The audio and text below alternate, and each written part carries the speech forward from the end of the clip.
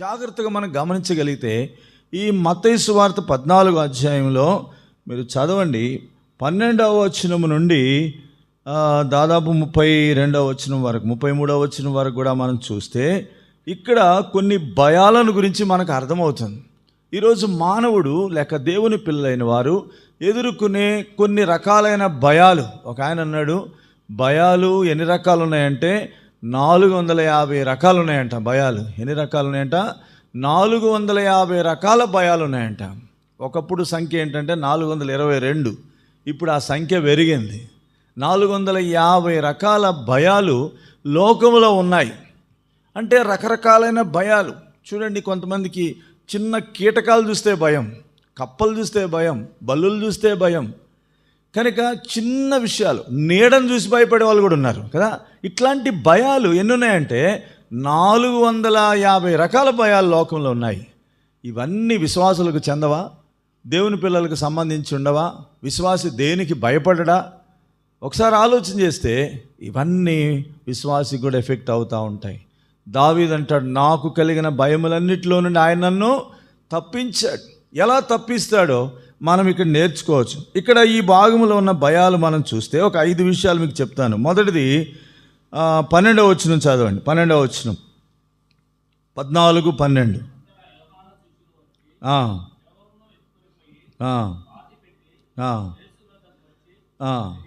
ఇక్కడ ఏంటంటే యోహాను మరణించిన సందర్భం, బాప్తిస్మిచ్చి యోహాను హేరోదు చేత చంపబడిన సందర్భం. అంటే ఇక్కడ ఒక భయం మనకు కనబడుతుంది. అదేంటంటే మరణం అనే భయం, మరణ భయం.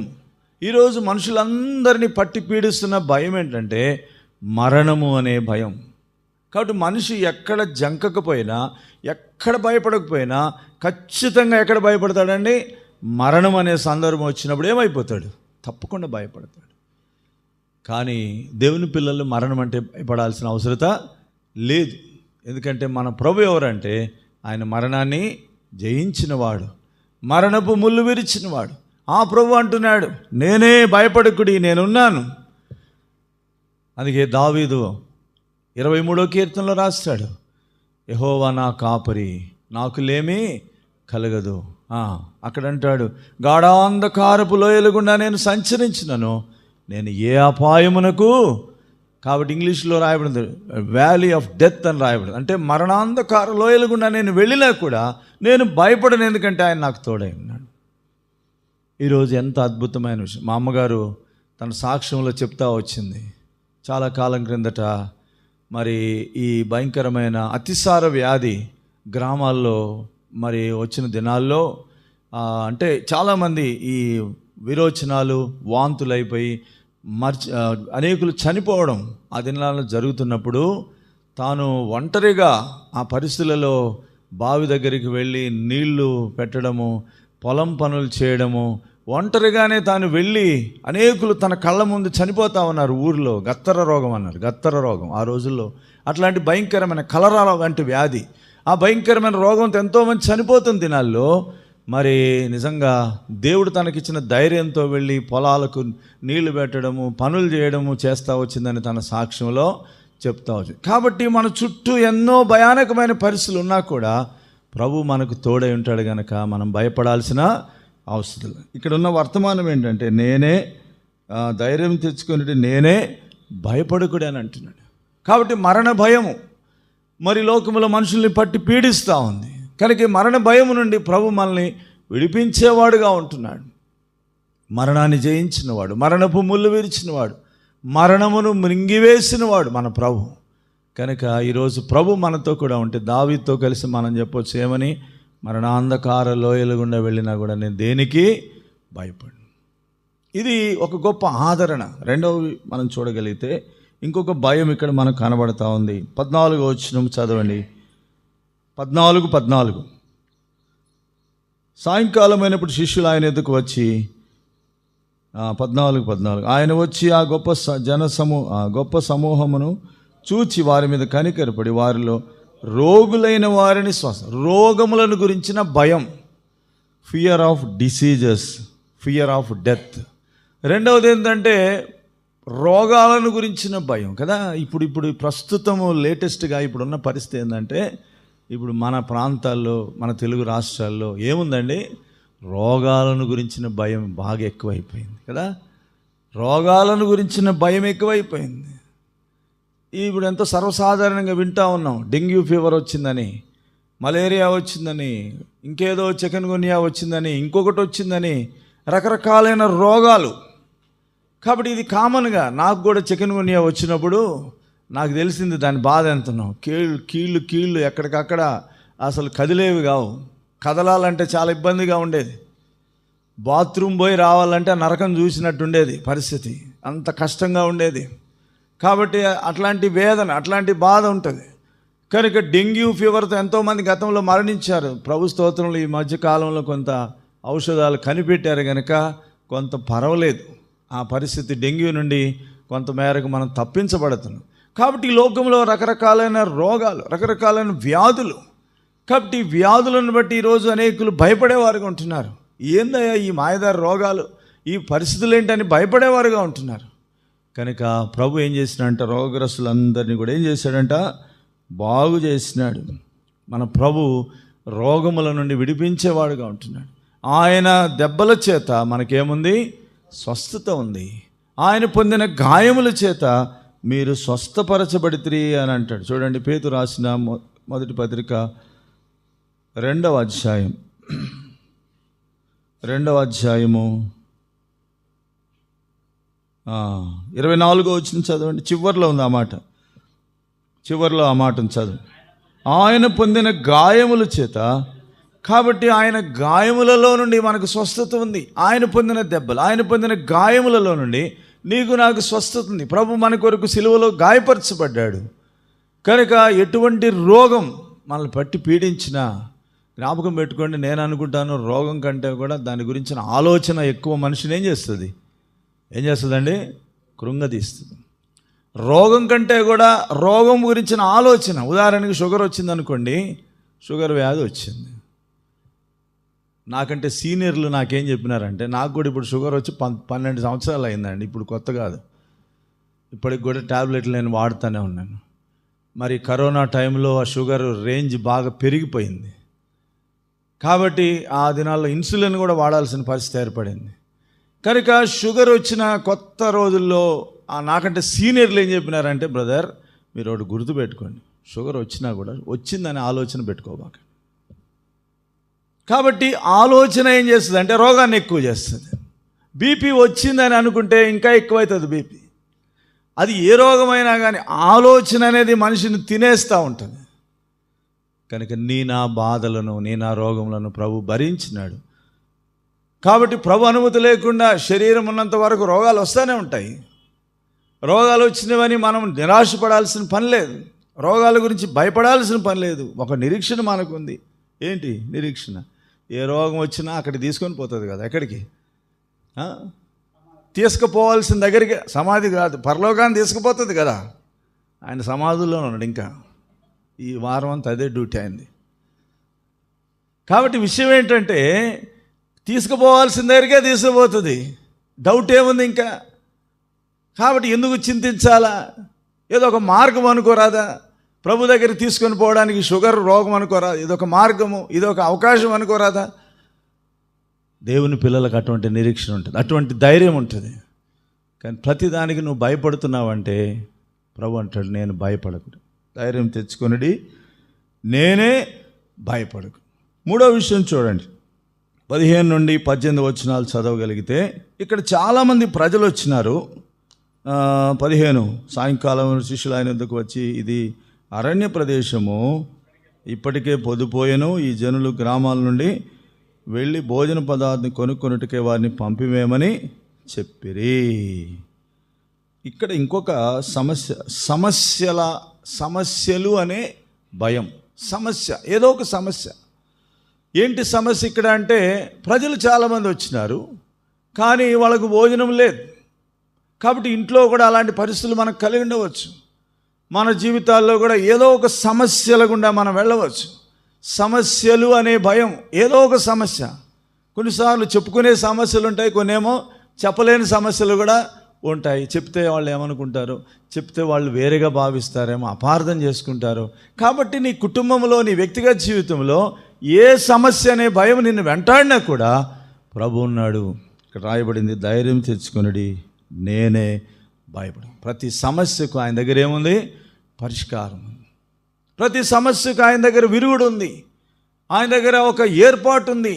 కనుక ప్రభు దగ్గరికి వచ్చి అంటున్నారు, అయ్యా పంపించి ఎంత మంచి సలహా ఇస్తున్నారు కదా. మనం కూడా అంతే సలహా ఇస్తాం. మనం కూడా ఏం సలహా ఇస్తాం? ఎందుకు బ్రదర్ ఈ భోజనాలు, నాకు ఎంతమంది సలహా ఇచ్చినారో. మొన్న కూడా వచ్చింది ఈ టాపిక్, రీసెంట్గా మొన్న కూడా వచ్చింది ఈ టాపిక్. భోజనాలు పెట్టి వండేది ఒక తిప్పలు, కడిగేది ఒక తిప్పలు, తుడిసేది ఒక తిప్పలు, ఒకవేళ తినకపోతే మిగిలింది మళ్ళీ పంచిపెట్టేది ఒక తిప్పలు. కాబట్టి ఇది ఆలోచన శిష్యులు కూడా ఇచ్చినారు. ఆ రోజు ఏమని ఇచ్చారు? ప్రభువాన్ని పంపించి వాళ్ళు కొనుక్కుంటారు, వాళ్ళే ఎక్కడెక్కడ కొనుక్కోవాలో కొనుక్కొని మళ్ళీ వస్తారు, లేకపోతే వెళ్తారు అని చెప్పినారు. ఈరోజు నా జీవితాల్లో ఏ సమస్య గుండా మనం వెళ్ళినా ప్రభు దగ్గర మనకు ఒక పరిష్కారం ఉంది. ఇది ఒక భయం. ఈ భయానికి కూడా ప్రభు దగ్గర విరుగుడు ఉంది. నాలుగోది మనం చూడగలిగితే గమనించండి, 17వ వచనం, వారు మన యొద్ద 5 రొట్టెలను 2 చేపలను తప్ప మరి ఏమీ లేదని ఆయనతో చెప్పిరి. అంటే కొరత ఉంది కానీ కొరత, అర్థమైందా? ఉంది కానీ కొరత. ఎన్ని ఉన్నాయంట? చూస్తేనే ప్రజలు అసంఖ్యాకులుగా ఉన్నారు, తండోపతండాలుగా ప్రజలు వచ్చినారు. ఇక్కడ చూస్తేనే ఎవరి దగ్గర ఆహారం లేదు. వాడోడు ఒక పిల్లోడి దగ్గర వాడు తెచ్చుకొని మర్చిపోయాడు, తినకుండా మర్చిపోయాడు. సర్ది తెచ్చుకొని వాడు 5 యవల రొట్టెలు 2 చిన్న చేపలు వాళ్ళ అమ్మ పెడితే ఆ క్యారేజీలో వాడు అది మర్చిపోయి ప్రసంగాలు వింటూనే ఉన్నాడు, వాక్యం వింటూనే ఉన్నాడు. సడన్గా ఏమైనా ఉందో చూడండి అయ్యా చూడండి అంటే వాడికి గుర్తొచ్చింది వాళ్ళ అమ్మ పెట్టిన క్యారేజీ. తీస్తే 5 రొట్టెలు 2 చిన్న చేపలు ఉన్నాయి. అది ఇచ్చేసినాడు. ఇచ్చేస్తే ప్రభువు చెప్తున్నారు, అయ్యా వాస్తవమే, మీ దగ్గర ఏమైనా ఉంటే చూడండి అని ప్రభు అన్న మాటకు వాళ్ళు చెప్పారు, అయ్యా ఉన్నది కానీ ఎంత ఉంది, అసలు అది ఏమి లెక్కకు వస్తుంది అని వాళ్ళు అన్నారు. కొరతలను గురించిన భయం. నా జీవితాల్లో ఏదో కొరత గుండా వెళుతున్నావు. కొంతమందికి పిల్లలు లేని కొరత, మరి కొంతమందికి ఆహారం యొక్క లేమి కొరత, మరి కొంతమందికి నివాసం లేని కొరత, ఇంకా ఏదో ఒక కొరత నీవు కలిగి ఉంటున్నావు. విశ్వాసమైనంత మాత్రాన కొరతలు లేవా? దేవుని పిల్లలైనంత మాత్రాన కొరతలు లేవా? ఉన్నాయి. ఉన్నది ఆహారానికి రొట్టెలు ఉన్నాయి కానీ అవి సరిపోవు. ఏం చేయాలా? ఎవరికి సరిపోకుండా ఉన్నాయని ప్రభు దగ్గర వారు చెప్తూ వచ్చినారు. ప్రభు చెప్పిన మాట, ధైర్యం తెచ్చుకునడి, నేనే భయపడు, నేనున్నాను. నీ కొరతలు ఏమైనా కానీ, నీ పరిస్థితులు ఏమైనా కానీ నేనున్నాను. ఇది ప్రభు యొక్క మాట, నా మాట కాదు. నీ జీవితంలో కొరతల భయం కూడా వెళ్ళొచ్చు, కానీ ప్రభు అంటున్నాడు, ధైర్యం తెచ్చుకునడి, నేనే భయపడకుడి. ఇప్పుడు 5వ భయం ఏంటో మనం చూడగలిగితే ఇక్కడ రాయబడిన మాట 24 వచనం, అప్పటికి ఆ దోణి దరికి దూరంగా నుండి గాలి ఎదురైనందున అలల వలన కొట్టబడుచుండెను. శ్రమలు అనే భయం, శ్రమల వలన కలిగే భయం. కాబట్టి గాలి ఎదురైంది, తుఫాను ఎదురైంది, ఈ దోణి ముందుకు సాగడం లేదు. మనం చదివాం కదా, వారు మిక్కిలి కష్టపడుచుండగా, వారు దోణి నడిపించట్లో మిక్కిలి కష్టపడుచుండగా. ఇలాగ చెప్పుకోవచ్చు, ఈరోజు నీ కుటుంబాన్ని నడిపించేదానికి నువ్వు మిక్కిలి కష్టపడుతున్నావేమో, నీ వ్యక్తిగత జీవితంలో మిక్కిలి కష్టం గుండా వెళుతున్నావేమో, ఈ యాత్ర ముందుకు సాగడానికి అనేకమైన అవాంతరాలు, ఆటంకాలు వచ్చినాయేమో, నీ జీవితంలో ఎటువంటి తుఫానులు వచ్చినాయో, ఎటువంటి గాలి నీకు ఎదురైందో అది నీకు తెలుసు. ప్రభు అంటున్నాడు, ధైర్యం తెచ్చుకొనుడి, నేనే భయపడు. ఈ లోకంలో నీవు ఎటువంటి శ్రమలు గుండా వెళుతున్నావు? బైబిల్ చెప్తుంది, నీతిమంతునికి కలుగు ఆపదలు అనేకములు ఉన్నాయి. దేవుని పిల్లలంగా బ్రతుకుతున్నాం గనక, యథార్థంగా నీతిగా న్యాయంగా బ్రతుకుతున్నాం గనక ఆపదలు పోరాటాలు మనకు వస్తూ ఉన్నాయి. శ్రమల వెంట శ్రమలు వస్తూ ఉన్నాయి. కష్టాల వెంట కష్టాల పరంపరలో మనం కొనసాగుతూ ఉన్నాం. అయినను ప్రభు అంటున్నాడు, ఈ శ్రమలన్నిటి నుండి విడిపించేవాడను నేనే. యెహోవాకు ప్రార్థించగా నా భయమంతా తోల. కాబట్టి శ్రమలు శ్రమలు శ్రమలు జీవితాలు చూస్తూ ఉంటే నాకు అనిపిస్తుంది, వాళ్ళు వెళుతున్న శ్రమలను మనం తట్టుకోలేము, వాళ్ళు వెళుతున్న పోరాటాలను మనం తట్టుకోలేము, వాటిని మనం భరించలేము. ఒక సహోదరుడు ఈ మధ్యకాలంలో కరోనా కాలంలో ప్రభు దగ్గరికి వెళ్ళాడు, దేవుని సేవకుడు. నేను ఆయన అడుగుతూ వచ్చినానా, ఏంటన్నా ఈ శ్రమలు, ఒకదాని వెంట ఒకటి అని నేనే ఆయన చెప్పినాను. ప్రభువుకు మీరు సమీపంగా ఉన్నారు, ప్రభు మీకు ఆ భరించే ఆ శక్తిని సామర్థ్యాన్ని ఇచ్చాడు కనుక దేవుడు అనుమతించిన శ్రమలన్నా దేవుడు మిమ్మల్ని సిద్ధపరుస్తున్నాడు ఆయన రాజ్యం కొరకు, ఆయన రాకడ కొరకని చెప్తూ వచ్చినాను. కాబట్టి కొన్నిసార్లు శ్రమల వెంట శ్రమలు రావచ్చు, పోరాటాల వెంట పోరాటాలు రావచ్చు. అయితే ప్రభు పిల్లలమైన మనము శ్రమలలో ఆయన మనల్ని ఒంటరిగా విడిచిపెట్టు. యేసు ప్రభు వారు అక్కడ ఉన్నాడు కదా, ఎక్కడున్నాడు? కొండ మీద ఉన్నాడు, ప్రార్థన చేస్తూ ఉన్నాడు, సాయంకాలంలో తీరిగ్గా ఉన్నాడు, ఏకాంతంగా ఉన్నాడు.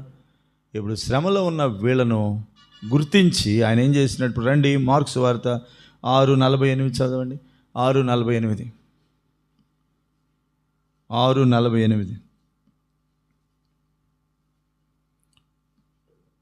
మార్క్స్ వార్త 6:48.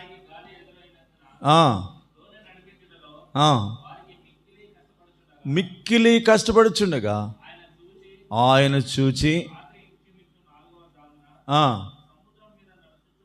కాబట్టి అటువంటి సమయంలో 4వ జామున మరి ఆయన వారి శ్రమను చూచినాడు. మిక్కిలి కష్టపడుచుండగా వారిని చూచి ఆయన మౌనంగా ఉండలేదు, వారి దగ్గరికి సముద్రం మీద నడుచుకుంటూ వచ్చినాడు. కాబట్టి నీ శ్రమల్లో ఆయన నిన్ను వదిలిపెట్టడు, శ్రమల్లో నిన్ను విడిచిపెట్టేవాడు కాదు. లోకంలో చూడండి, మనుషులు ఏం చేస్తారు, మన దగ్గర లాభం ఉన్నప్పుడేమో మనుషులు మనతో ఉంటారు, బంధువులు మనతో ఉంటారు. కానీ శ్రమలలో ఏం చేస్తారు, మనుషులు మనల్ని వదిలిపెడతారు, మనల్ని వదిలేస్తారు. ఒక మాట చదువుదాం రండి. యోబు గ్రంథము కొన్ని మాటలు మనం చదువుదాం. యోబు గ్రంథము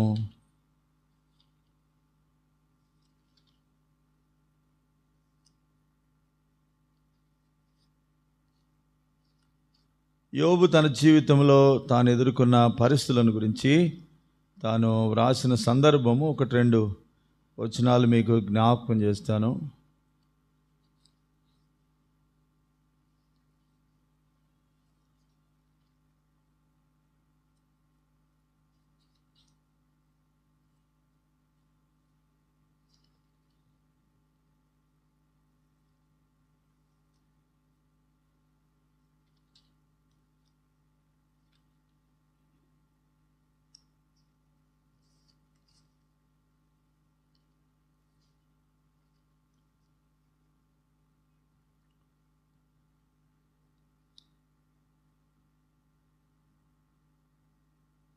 చదవండి. 3వ అధ్యాయము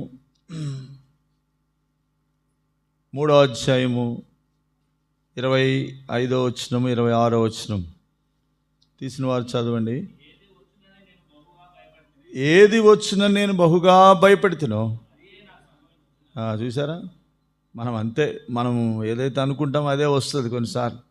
ఏది వచ్చినా నేను బహుగా భయపడుతున్నా, సంభవించున్నది,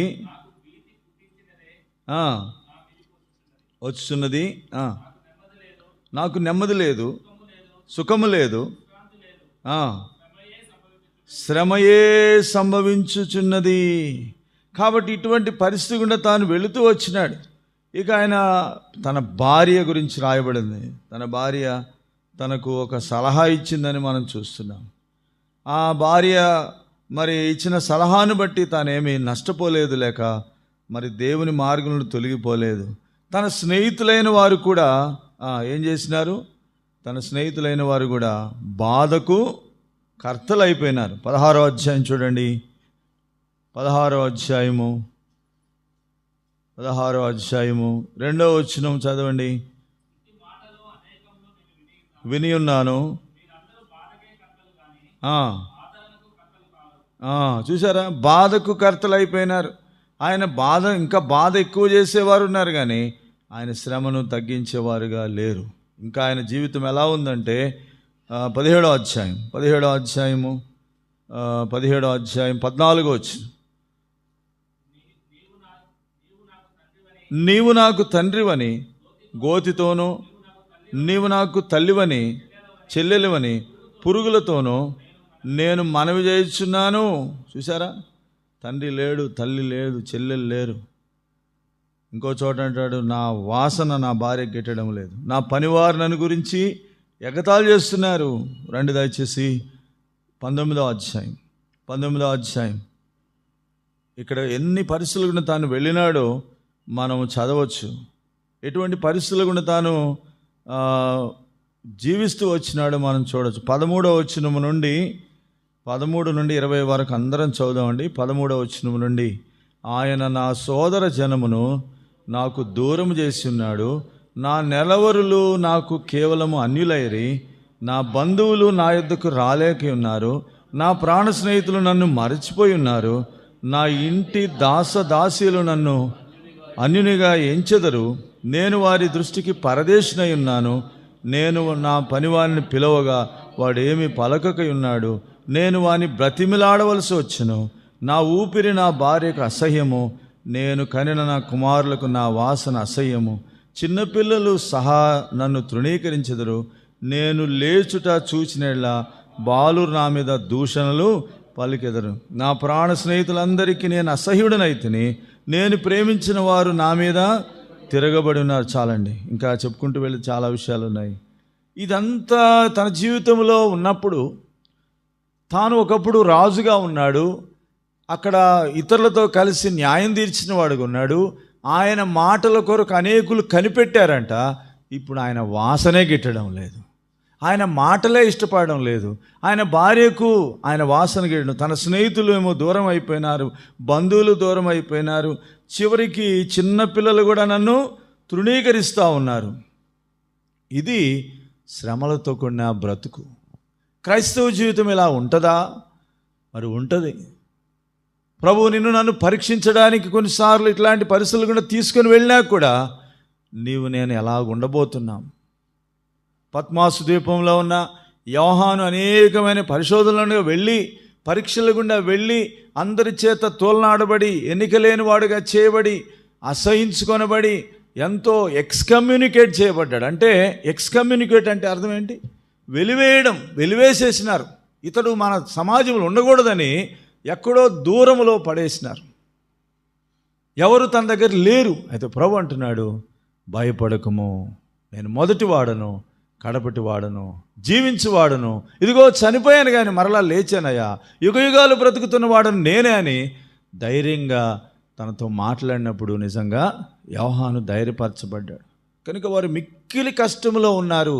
ఈ శ్రమలను గురించిన భయాలు, ఏదో ఒక రోగం, ఏదో ఒక అనారోగ్యత, ఏదో బలహీనత, ఏదో ఆర్థిక సమస్య, ఏదో రకమైన గాలి వచ్చి ఏం చేస్తుందంటే నీకు నెమ్మది లేకుండా చేస్తుంది. కానీ మన ప్రభు గాలి తుఫానులను ఏం చేయగలడు? గద్దించగలడు. అందుకంటాడు, ధైర్యం తెచ్చుకున్నది నేనే. ఇంకొక భయం కూడా ఉంది, 6వది. అదేంటంటే 26వ వచనం చదవండి. మార్కు సువార్త, మత్తయి సువార్త 14:26.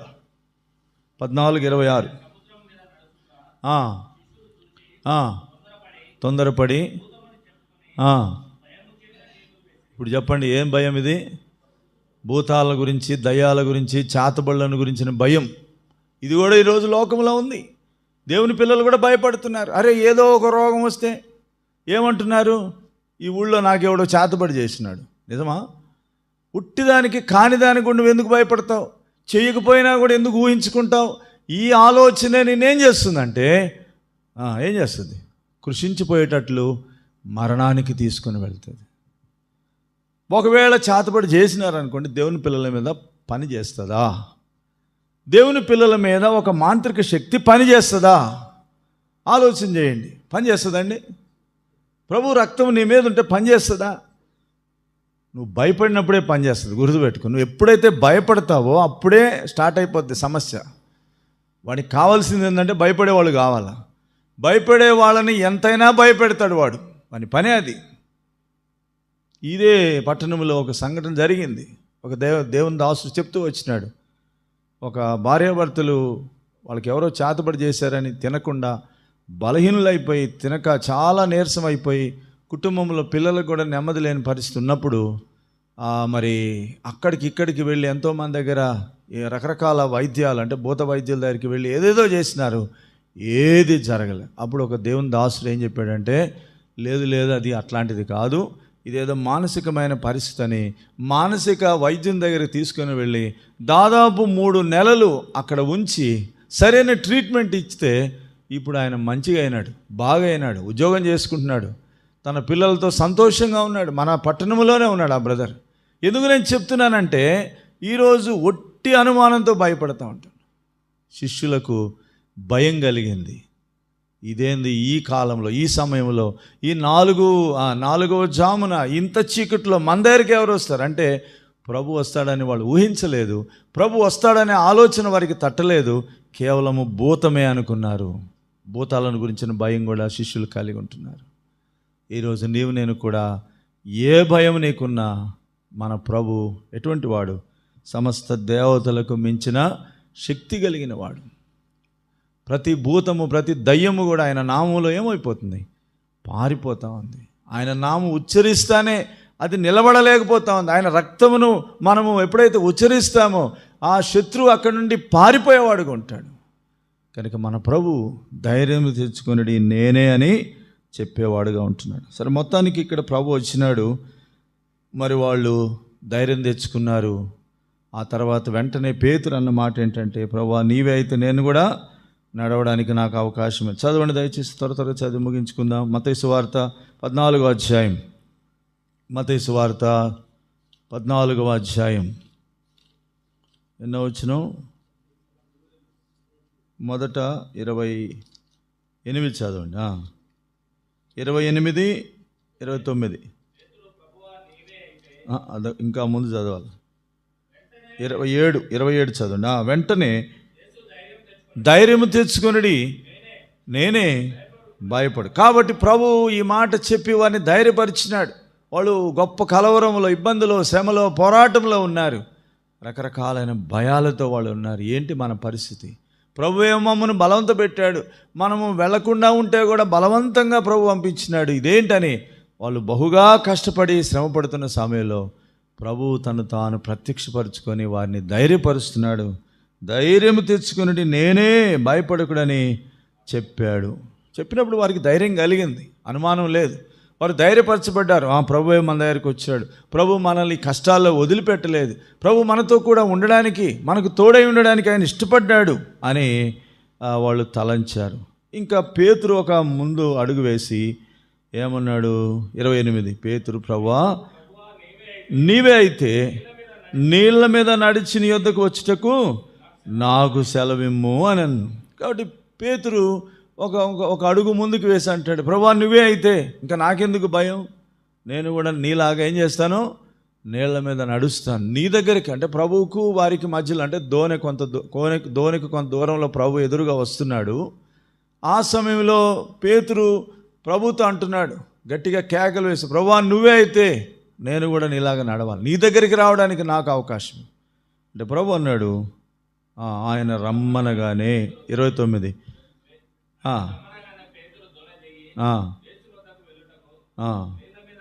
చాలు. ఇక్కడేం చూస్తున్నామంటే, రమ్మనగానే పేతురు ధైర్యంగా ఇప్పుడు నీళ్ళ మీద అడుగులు వేసుకుంటూ ప్రభు దగ్గరికి వెళుతూ ఉన్నాడు. ఇది కొంచెం కష్టతరమైన అనుభవమే, కానీ ఇప్పుడు ప్రభు మీద తనకు విశ్వాసం ఉంది. ప్రభు రమ్మన్నాడు కనుక ధైర్యంతో తాను బయలుదేరి వెళ్ళాడని మనకు అర్థమవుతుంది. కానీ ఇక్కడ కొన్ని మాటలు మనకు జ్ఞాపకం పెట్టుకుందాం. మొదటిది, ప్రభు మన శ్రమలలో విడిచిపెట్టేవాడు కాదు. మన శ్రమలలో మనల్ని ధైర్యపరిచేవాడు, మన శ్రమలలో ఆయన మనకు తోడై ఉండేవాడు అనేది మనకు జ్ఞాపకం చేయబడుతుంది. మనకు ఎటువంటి శ్రమలు వచ్చినా, ఎటువంటి భయాలు కలిగినా వాటి నుండి ప్రభు విడిపించేదాని కొరకై, లేక మనల్ని తప్పించేదాని కొరకై ప్రభు మనకు తోడై ఉంటాడు. ఇమ్మానుయేలు అనగా దేవుడు మనకు తోడై ఉన్నాడు. నీ శ్రమలు ఎటువంటి అయినా కావచ్చు, ప్రభు మనల్ని ధైర్యపరిచేదాని కొరకు ఆయన తోడే. రెండవది, మన శ్రమ నుండి ఆయన విడిపిస్తాడు. కనుక శ్రమ నుండి తప్పించడం ఆయన పని. శ్రమలు వస్తాయి, నీతిమంతుని కనుగో ఆపదలు అనేకములు. తర్వాత ఏమన్నాడు? ఏమన్నాడండి? అంతే అన్నాడా? ఇంకేమన్నా అన్నాడా? చూడండి దయచేసి కీర్తనలు, ఎన్నో కీర్తన, 34వ కీర్తన, 34వ కీర్తనలో ఏమన్నాడు? 19వ వచనం, నీతిమంతుని కలుగు ఆపదలు అనేకములు, వాటన్నిటిలో నుండి కాబట్టి విడిపించేవాడు, తప్పించేవాడు, ఆ పరిస్థితుల నుండి విడిపించేవాడుగా ఉంటున్నాడు. మొదటిది, శ్రమలో ఆయన మనల్ని ఒంటరిగా వదిలేయడు, ప్రభు మనకు తోడుగా ఉంటాడు. కాబట్టి ఎటువంటి శ్రమ మనకు అనుమతించబడిన ఆ శ్రమ ద్వారా ప్రభు ఒక అద్భుతమైన అనుభవం మనకు నేర్పిస్తాడు. ఎందుకంటే ఆయన మనకు దగ్గరగా ఉంటాడు, సమీపంగా ఉంటాడు. చూడండి, రోగం వచ్చినప్పుడు మనిషి చేసే ప్రార్థన వేరే ఉంటుంది, మామూలుగా ఉన్నప్పుడు చేసే ప్రార్థన వేరే ఉంటుంది కదమ్మా, అవునా కాదా? కష్టాలు వచ్చినప్పుడు ఎంత తగ్గించుకుంటామో మనం, కష్టాలు వచ్చినప్పుడు ఎంత దీనులమవుతామో. కానీ మామూలుగా చూడండి ఎంత గర్వం ఉంటుంది మనకి, ఎంత అతిశయం ఉంటుంది. మోకాళ్ళ మీదకి రాము, ప్రార్థన సరిగ్గా చేయము, ప్రభు మీద ఏదో క్యాజువల్గా ఆధారపడతాం. కానీ కష్టాలు వచ్చినప్పుడు ప్రభువుకు మనం సమీపంగా రావాలనే ప్రభు అనుమతిస్తాడు. అలాగే శిష్యులకు ఒక పాఠం నేర్పిస్తున్నాడు. ఈ పరిస్థితులలో మీరు దీనులు కావాలా, నా మీద మీరు ఆధారపడాలి, నా యందు విశ్వాసం ఉంచాలని ప్రభు ఆ పరిస్థితులు తీసుకుని వచ్చిన అయినా కూడా వదిలేస్తున్నాడా? వదిలేయడం లేదు, వారికి తోడుగా ఉంటుంది. రెండవది, ఆ పరిస్థితుల్లో నుండి వారిని విడిపిస్తున్నాడు. ఇక మూడవ విషయం ఏంటంటే, ఆ క్లిష్టమైన పరిస్థితులలో కూడా ప్రభువే నడవగలడు. ఎక్కడ? సముద్రం మీద ప్రభువే నడవగలడు, ఎవరు నడవలేరు కదా. ఇది అసాధ్యమైన విషయం, అసంభవమైన విషయం, ఇది సాధ్యపడని విషయం. ఒక శాస్త్రము, సైన్స్ ఒప్పుకోదు, నీళ్ళ మీద ఎవడు నడవలేడు. ఒకడంట ఎప్పుడో నీళ్ళ మీద నడవాలని ముంబై పట్టణంలో ప్రాక్టీస్ చేసి అందరిని పిలిచి ఓడిపోయినాడంట. కనుక ఇలాంటి సంఘటనలు జరుగుతూ వచ్చినాయి. కనుక ఇది అసంభవం, ఒక వ్యక్తి నీళ్ళ మీద నడవలేడు. ఎందుకంటే నీళ్లు అవి మనుషునికి నిలక ఇవ్వవు. అది నీళ్ళ మీద నడవడం అనేది అంత సులభమైన విషయం కాదు. అయితే పేతురును ప్రభు నడిపించినాడు.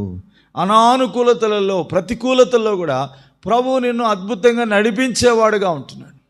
కనుక వెంటనే ఆ వ్యక్తి దోణి దిగాడు, యేసు ప్రభు వారి వద్దకు వెళ్ళడానికి నీళ్ల మీద నడుస్తూ వచ్చింది. నువ్వు నడవలేని పరిస్థితులలో ప్రభు ఏం చేయగలడండి? నడిపించేవాడు. నీ జీవితంలో ఆయన్ని చేయబట్టుకొని నడిపిస్తాడు. ఎలా నడవాలో, ఎలాగూ నడవాలో నీకు దారి చూపిస్తాడు. విశ్వాసంతో ప్రభు వైపు చూస్తూ, విశ్వాసంతో అడుగు వేసుకుంటూ ఆ నీళ్ల మీద, ఒక భూమి మీద నడిచినట్లుగానే పేతురు నడవగలుగుతూ వచ్చినాడు. ఇది ఒక విషయం. తర్వాత ఏం జరిగింది?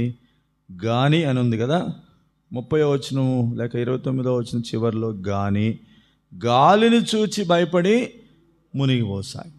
సరే, ఇది సహజం, మన జీవితాల్లో కూడా ఇదే మనకు జరుగుతూ ఉంటుంది. ఏం జరుగుతుంది?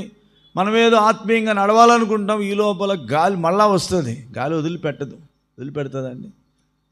వదిలిపెట్టదు. సాతాను వదిలిపెట్టడు. మనం ఏదో ఆత్మీయంగా ముందుకు సాగుతున్నాములే, ప్రభు మనల్ని నడిపిస్తున్నాడులే, నేను బాప్తిసం పొందాను, రక్షణ పొందాను, ఆత్మీయంగా ముందుకు సాగుతున్నానని అనుకుంటున్న సమయంలోనే ఏదో ఒక శబ్దం మనకు వినబడతా ఉంటుంది.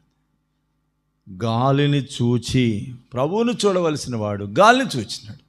కాబట్టి నేను నా జీవితంలో పరిస్థితులను కానీ, మన చుట్టూన్న ప్రజలను కానీ, మనకు ఎదురయ్యే పరిస్థితులను ఇదేని చూడకుండా మనం ఏకాగ్రత కలిగి ప్రభువుని చూడాలి. అది ఇక్కడ ప్రభు మనకు నేర్పించే పాఠం. మొత్తానికి గాలిని చూచి ఏమైపోయినాడంట? మునిగిపోసాగినాడంటే ప్రభువుకు చాలా సమీపంలోనే ఉన్నాడు, దగ్గరగా వచ్చినాడు. ఇంకా కొద్ది నిమిషాల్లో ప్రభు దగ్గర, కొన్ని క్షణాల్లో ప్రభువుని చేరుకునేవాడే. ఈ లోపల మరి ఎందుకు అలాగూ చూసినాడో, ఆ శబ్దమును బట్టో లేక పరిస్థితులను బట్టో ప్రభు వైపు చూసేవాడు తన దృష్టి మార్చుకున్నాడు, మునిగిపోసాగినాడు. వెంటనే ప్రభు ఏం చేసినాడంట? చదవండి దయచేసి.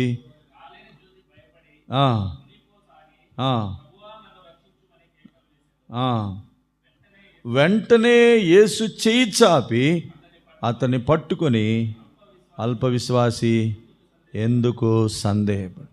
ఇది మనకేమర్థమవుతుందంటే, 4వ విషయం ఏంటంటే, ప్రభు మనల్ని పడిపోయినా, కృంగిపోయినా, మన జీవితాల్లో అధైర్యపడినా కూడా ఆయన చేయి పట్టుకొని ఏం చేస్తున్నాడు? లేపుతా ఉన్నాడు. ఉద్దేశం ఏంటంటే, నడవాలి మనం. మనం కూడా ఆయనలాగా నడవాలి, ఆయన వలె విశ్వాసంతో ముందుకు సాగాలి. కనుక ప్రభు చేయబట్టుకొని లేపుతా ఉన్నాడు. ప్రభు ఎంత శ్రద్ధ వహిస్తున్నాడు చూడండి. అల్ప విశ్వాసం అన్నాడు. విశ్వాసం కోల్పోయినంత మాత్రాన ఇక మునిగి సావమన్నాడా? నీకు విశ్వాసం లేదురా ఇక సావమన్నాడా? లేదు. చేయబట్టుకొని లేపి మరలా నడిపి ఇద్దరు కలిసి ఏం చేసినారు? ఇప్పుడు దోణిలోనికి వచ్చినారు. ఇక్కడ ఒక విషయం అద్భుతంగా రాయబడిందండి. అప్పటి వరకు ఇంకా గాలి అణగలేదంట, తుఫాను తగ్గలేదంట. గమనించండి 32వ వచనం, వారు దోణి ఎక్కినప్పుడు ఏమైంది? గాలి అణిగెను. కాబట్టి వాళ్ళు ఇద్దరు కలిసి దోణిలోనికి వచ్చినప్పుడే గాలి అణిగిపోయింది. ప్రియుని వారులారా, ఇక్కడ ప్రభు మనకు నేర్పించే ఒక అద్భుతమైన పాఠం, పేతురు ద్వారా కానీ లేక ప్రభు తన శిష్యులకు నేర్పించే పాఠం ఏంటంటే, నా జీవితంలో ప్రభు మీద మనకు స్థిరమైన విశ్వాసం ఉండాలి. కష్టాలు, శ్రమలు, ఇరుకులు, ఇబ్బందులు, పోరాటాలు ఎన్నో వచ్చినా కూడా, ఏ భయం నిన్ను ఆవరించినా కూడా ప్రభువే నిన్ను కాపాడుతాడు, ప్రభువే నిన్ను భద్రపరుస్తాడు, ప్రభువే నీకు ఆదరణ ఇస్తాడు, ప్రభువే నిన్ను లేవనెత్తాడు, ప్రభువే నిన్ను నడిపిస్తాడు. ఏ కష్టంలోనైనా ప్రభు నిన్ను ఒంటరిగా విడిచిపెట్టడు. కనుక ప్రభు ఎంత గొప్ప దేవుడుగా ఉంటున్నాడు. పేతురును లేవనెత్తాడు, మరలా నడిపించాడు. వారికి ఒక పాఠం నేర్పించినాడు. ఏంటంటే, మీరు ఒంటరిగా ప్రయాణం చేసినా కూడా మీరు భయపడాల్సిన అవసరం లేదు. నేను మీకు తోడుగా ఉంటాను. మీ యాత్రలో నేను మీకు తోడుగా ఉంటాను. నా యందు మీరు విశ్వాసం ఉంచగలిగితే, నా మీదనే మీరు దృష్టి నిలపగలిగితే, మీకు స్థిరమైన హృదయం కలిగి ఉంటే కనుక నేను అద్దరికి మిమ్మను చేరుస్తాను. ఇప్పుడు అందరు కలిసి ఏం చేసినారండి? అద్దరికి చేరుకున్నారు. ప్రభు మనల్ని అద్దరికి చేర్చేవాడు. మధ్యలో మనల్ని మునిగిపోయేటట్లు చేయడు. మధ్యలో మునిగిపోయేటట్లు చేసేది ఎవరంటే ఎవరు చేస్తారు? మధ్యలో మునిగిపోయేటట్లు లేక మధ్యలో ఆగిపోయేటట్లు చేసే పని ఎవరి పని అంటే మన పనే. సైతాన్ పని కూడా కాదు. ఎవరి పని? మన పని. ఎందుకంటే మన అవిశ్వాసాన్ని బట్టి, మన సందేహాలను బట్టి, మన యొక్క బలహీనతలను బట్టి ప్రభువును తక్కువ అంచనా వేస్తున్నాం కనుక, ప్రభువును సరిగా అర్థం చేసుకోలేకపోతున్నాం కనుక శత్రువుకు చోటిచ్చి మనమేమైపోతున్నాం? మధ్యలోనే మునిగిపోవడమో, ఆగిపోవడమో లేక నష్టపోవడం అనేది జరుగుతుంది. ప్రభు అయితే మనల్ని అద్దరికి చేర్చేవాడుగా ఉంటున్నాడు. కాబట్టి ఎన్నో పోరాటాలు వస్తాయి, ఎన్నో భయాలు మన చుట్టూ ఉంటాయి. కానీ ప్రభు అన్ని భయముల నుండి మనల్ని విడిపించేవాడుగా ఉంటున్నాడు. 34వ కీర్తన 4వ వచనం చదవండి, ముగించుకుందాం. 34వ కీర్తన 4వ వచనం. యెహోవా యొద్ద విచారణ చేయగా ఆయన నాకు ఉత్తరం ఇచ్చెను, నాకు కలిగిన భయములన్నిటిలో. కాబట్టి నాకు ఎన్ని భయాలు కలిగినాయో వాటన్నిటిలో నుండి ఆయన నన్ను తప్పించినాడు.